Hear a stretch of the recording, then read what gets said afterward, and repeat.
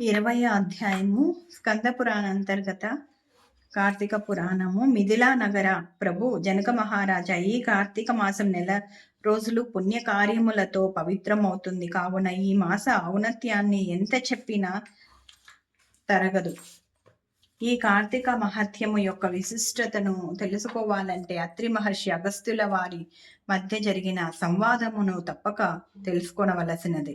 ఒకనాడు అత్రి మహాముని అగస్త్యుని చూచి, లోకోపకార్థము కార్తీక మహత్యం యొక్క గొప్పతనాన్ని తెలిపే శ్రీహరి గాథను దానిని వినిపిస్తాను, శ్రద్ధగా విను.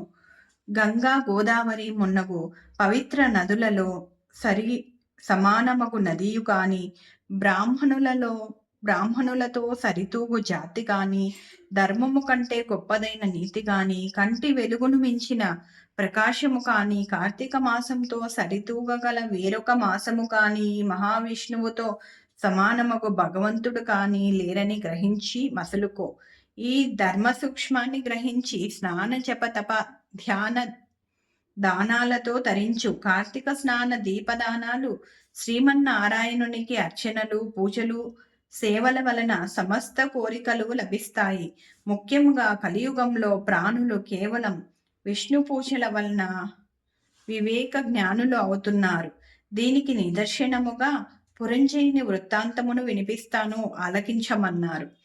కేవలము దీపదానాలు, స్నానాల వలన అశేష పుణ్యము లభిస్తుందంటే నమ్మశక్యముగా లేదు. ఎన్నో ఏండ్లు తపస్సు చేసినను, యజ్ఞయాగాదులు క్రతువులు ఆచరించినను లభించని మోక్షము స్నానాల వలనను దాన ధర్మాల వలనను లభిస్తుందా అని అడిగాడు అగస్త్యుడు. అంతటా అత్రి మహర్షి, అగస్త్య విను, నేను చెప్పిన దాంట్లో సత్యము లేకపోలేదు. దీనికి సాక్ష్యముగా పురంజయోపాఖ్యానమును వినిపిస్తాను, శ్రద్ధగా విను.